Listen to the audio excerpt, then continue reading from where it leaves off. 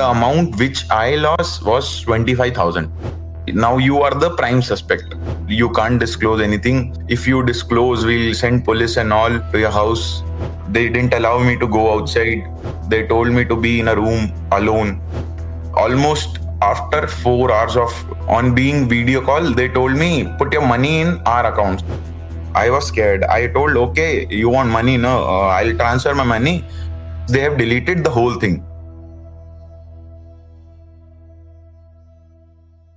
What you just heard is a victim's account of what is fast becoming a cybercrime endemic in itself. Digital arrest scams are devious, diabolical, and drop-dead genius. The end game of these perpetrators?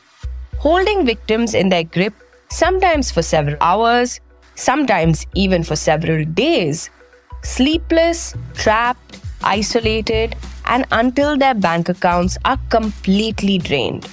And this is happening here and now.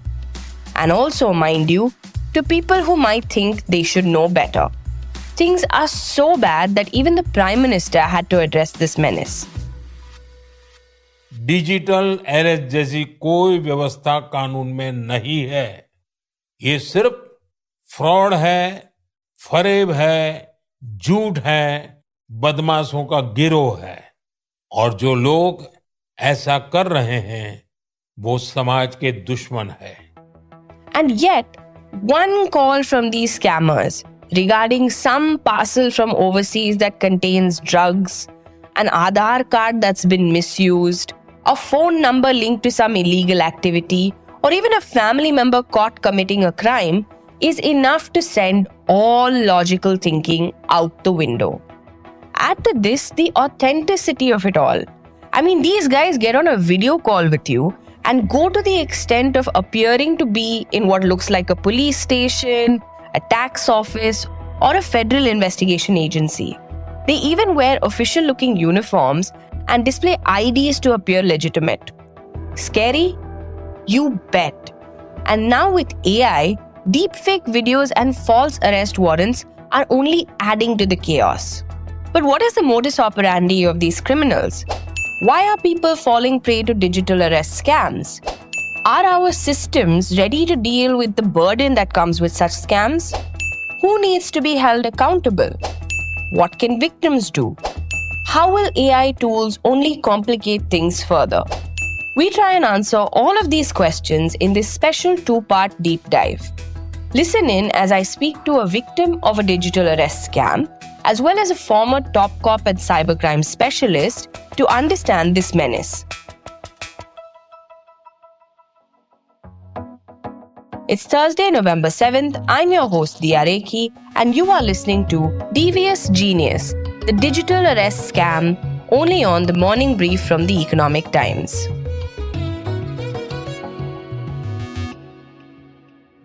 Let's go back to my conversation with the victim of this scam, the gentleman you heard at the beginning of the episode who did not wish to be named. So on 26th of October, morning around 8:30, I got a call from some courier company, DHFL. The guy, he called me and he told me that I have a parcel which was stopped by some investigation officer due to some illegal stuff was there inside in that. So he told me that some 5 fake passport, clothes and some other identity which were not related to me were in that courier. And he told me some drugs and all were getting to Bangkok, Thailand. So after that, he only told me to report a complaint. So they told me they have a cybercrime team in that same like parcel companies. They are having some officers for that also. So I told, okay, connect me. So he connected me. There, one police officer told me that you have to come on webcam so that we can record your statement. And I was there just to take the complaint number. So I came on webcam. In that webcam, he asked me about my details and all, and he only called to some police officer regarding that. Is any other illegal activities are going on this Aadhaar card or something like that? So the guy told, some illegal HDFC bank account is opened on this account. We don't know who is the guy who has opened the account. So I told, okay, this is not mine. I don't know who the guy is. Then afterwards, they told me, if it is not yours, who has opened it? You can't open account unless and until your fingerprint and all is going on. Now you are the prime suspect. For that, they made me to sit 2.5 hours on video call only. They told, you can't tell your parents nothing, you can't disclose anything. If you disclose, we'll send police and all to your house. Afterwards, they told that we are transferring the case to CBI and all. Then they made the whole issue that the account somehow registered on my name is doing money laundering and like human trafficking and all. Then afterwards, almost after 4 hours of on being video call, they told me, put your money in our account so that we can have a track that there is no money linked to your account. So I told, I won't give my money.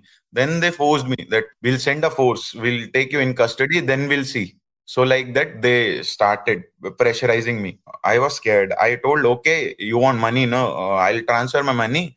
You have a look. I'm not the culprit. That's how the money got transferred. Then I went to my father, mother. They told this is scam and all. They shut the call. Just after almost max 5 minutes, they have deleted the whole thing. The only thing I am having is transaction history and the phone number from which I got the first call. That's all. Also, if you would be okay with sharing this piece of information, how much money did you end up losing?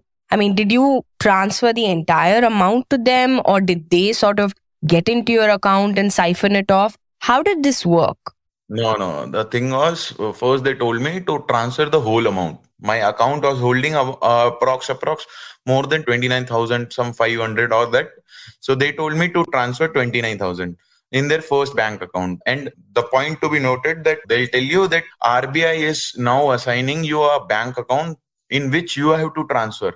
They'll give you a letter, everything regarding signed, stamped, everything that you can't question them, and the amount which I lost was 25,000. Okay. And they were all dressed as police officers. Complete police officer. I don't know about the whole room, that it was a setup or what, but behind the wall there was a photo of great Mahatma Gandhi and like police station wall, how you see it, no? Like that. In movies, right? This Yeah, yeah, yeah. Mahatma Gandhi photo and all is a very movie thing. Yeah. Yeah, yeah, yeah. As per reports, Indians lost 120.3 crore rupees in digital arrest scams in the first quarter of 2024. Take a moment to let that sink in. 120 crores. That's the magnitude of the loss to the exchequer. It's no wonder then that this form of cyber fraud was among the most reported categories to the Indian Cybercrime Coordination Center, or the I4C, which handles cybercrime complaints. Data from the National Cybercrime Reporting Portal, or the NCRP, suggests that there has been a massive escalation in cyber complaints, with 740,000 complaints filed in just the first 4 months of 2024. For context, this number was 452,000 in 2021. And who better than someone from the system to give us an overview about where the gaps lie and what needs to be done to plug them. Here's Dr. Muktesh Chandar, former DGP Goa and a cybersecurity expert. Now, the problem is that most of the people who have never had any interaction with any law enforcement agencies have no idea that there is no such concept of digital arrest in Indian law. The very fact that this kind of basic legal awareness is missing, this is one of the serious drawbacks because of which digital arrest is taking place. The second issue which I see in the larger context is that there is definitely fear of enforcement agencies and lack of trust in the common man. The next, assistance is provided. The tools are provided in the shape of two important things. One is mobile connection and the other is bank accounts. Neither the banks have shown any great responsibility in this regard, nor the SIM card issuing telecom agencies have done. Now, third important issue is deterrence. Very few people get caught Very few cases are in fact registered. And as a result, a large number of these people who are sitting in any part of the country or even outside go scot free. And as a result, the deterrence which should be there of police authorities, that in case you commit a crime, you will be caught and you will face jail, is almost missing. Absolutely, sir. I completely get what you're saying. And just to take that point a little further, is our system really capable of dealing with this deluge of scams? Because today it's digital arrest, tomorrow it will be something else, right? This is a very important question you have asked. And unfortunately, no clear cut data is available. But there are pointers to that, that how large the problem is, how huge the problem is, and also how overburdened the law enforcement agencies is. If we go by the statistics, in the year 2023, 15.56 lakh cases were reported on the cybercrime portal. So even if we assume that half of these cases are not exactly cyber crimes and they are trivial or there may be certain inquiries and all that, did we register 7 lakh cases in India in the year 2023 about cybercrime? In my opinion, a large number of cases are actually not registered. This is the way the police system works. So those cases which are not registered are never investigated, obviously. Now, the problem is that the mobile numbers may belong to various locations in India. The bank accounts may belong to other places, and the actual criminal may be physically in some other place. So I'm talking of first layer of banking transaction. The layers are actually there. The first layer is, we call it L1. Money gets transferred into various accounts in the first instance. From those accounts, it is diverted to various other accounts. And even 10 layers are seen. Within a short span of time, all this money gets diverted to various accounts, also withdrawn. Now, if an investigating officer has to really deal with it, he will have to contact several agencies. Maybe it is WhatsApp, maybe it is SIM card provider, maybe some mail service provider, maybe Signal, Telegram, Facebook, and so many entities. And he will have to travel at so many locations in India to catch each and every person associated with it and deal with it. As a police officer, I feel investigation of a case of murder is easier than solving a case of 10,000 rupees worth of cybercrime. If honestly we start registering each and every case as an ideal condition, which should be, and as per law it should be done, and then I'm sure the entire cybercrime workforce of the country would need 10 times or maybe 20 times more officers to deal with this kind of situation. Understood. If you were to give a 5 point agenda for what someone who's fallen prey to such an attack should do, what would you suggest someone who may be listening to this or knows someone who has suffered an attack like this or a fraud like this? What would you say they should do? Most important point is prevention. Prevention is better than cure. So that logic applies here also. We should be able to, guess that this call is fake, this person is fake, and terminate the call. Don't even let it proceed further and report it thereafter. But suppose somebody has actually fallen prey to any kind of cybercrime, whether it is extortion, whether it is digital arrest, or whether it is a financial get rich soon scheme happening, and he has lost the money, he must report it to 1930. Usually, what we say is that golden hour period of 3 hours, if it is reported, the chances of your money coming back increase a lot, because the 1930 is a very modern system where everything is done digitally. And I have seen that system myself. It's a wonderful system created by Ministry of Home Affairs. The call gets diverted to place where you are physically. All the details are taken and the banking transaction are frozen. The accounts are frozen. Then subsequently, the case is registered and investigated. The most important thing is, do not panic. Do not panic if you're not done anything wrong. What is happening today is that cyber criminals are exploiting the basic human weaknesses of fear, greed, curiosity, or kind heartedness. And using these, they manipulate the person in such a way that he is almost hypnotized.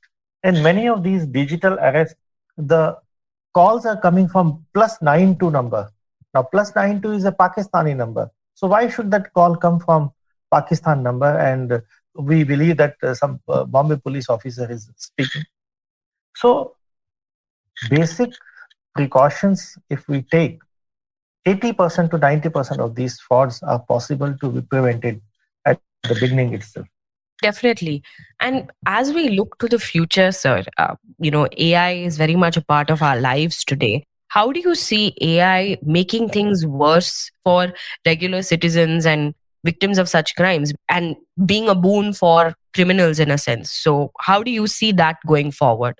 We have already started seeing the impact of AI in commission of cyber crimes. It takes only 3 seconds of your audio conversation to clone your voice, make full sentences or a complete conversation out of it. Few photographs and a video of a person can be created. For a common man who can't even understand today that this +92 call is from Pakistan and I need not even answer it, or a digital arrest concept is not possible, or where a shabbily dressed police officer, fake police officer, is talking to you in a Pakistani Punjabi accent and asking you that you are under digital arrest and all that. He is not able to identify even that. So, what happens when somebody using AI and some big personality telling him to do certain things? He will definitely believe it because he has no means to distinguish whether it's a genuine person or a fake person. Now, suppose an accident is somebody calls you that your son has met with an accident, talk to him, he is on the hospital, and your son is talking, or his video is being shown to you where your son actually is talking that, look, I am in hospital and I need help immediately, please transfer this much of money. Or somebody says your daughter has been kidnapped, talk to your daughter, and a video call comes where your daughter is actually speaking and asking that ransom money be paid. All of this could be fake, created by AI, and you have no means to, judge whether it is real or not. Definitely. I just wanted to also ask, a lot of these criminals are sitting out of Cambodia, Laos, and Myanmar, and so on, and doing these scams from there. So, how does that work, and what is the kind of challenge it brings to law enforcement agencies here when you have criminals sitting out of there and perpetrating these crimes? See, that is also correct that a large number of people are working in these countries, Southeast Asian countries, conning our own people from India. They are cogs in the wheel. The kingpins are somebody else. And those who are making these calls, they are part of the gang members. But what we see is that they are rarely caught. In the same way, the call centers are conning people from UK and USA, talking to them in their own, their British or American accent, and Canadians also. It's a global network. And the problem is that today we don't even have a cybercrime treaty, international cybercrime treaty. So everything is happening on mutual legal assistance basis. And that takes time, that is to be routed through proper channel. So where is that real-time coordination happening? That is the challenge. And that is what must evolve. For this, that coordination I'm talking of is still, I can't see that. This is definitely a challenge. Definitely, this is an area of concern. There's no running away from digital scams, and there's few people in the world more innovative than the digital criminal. Who would have thought the almost comical "you are under arrest" dialogue that we're all too familiar with from Hindi movies would be used by scammers to socially engineer a template that has duped people around us of crores. People have lost their entire life savings in a flash, only because they feared that they would get into trouble with the law. I understand the anxiety of being hauled up by a cop, and this is exactly what they're banking on. So if you do receive a call from someone pretending to be a cop, don't panic. Look out for telltale signs, and also remember that seeing is not necessarily believing in the age of deepfakes and AI. So please don't assume everything is real just because the scammer got on a video call and appears in uniform. Most importantly, in this context, know that there is no such thing as a digital arrest. If you are a victim or know someone who's a victim of a digital arrest scam, make sure to dial 1930 and report it at the earliest. In the second part of our series on digital arrests, we'll explore the organized crime syndicate side of things, how they recruit people, how they scam people, as well as the role that intermediaries play and the legal recourse available for victims. Make sure to tune in. Till then, in true Crime Patrol-like style, Savdhan rahe, satark rahe. Thank you, Dr. Muktish, and the gentleman who only shared his story so that you and I can possibly save ourselves from being scammed.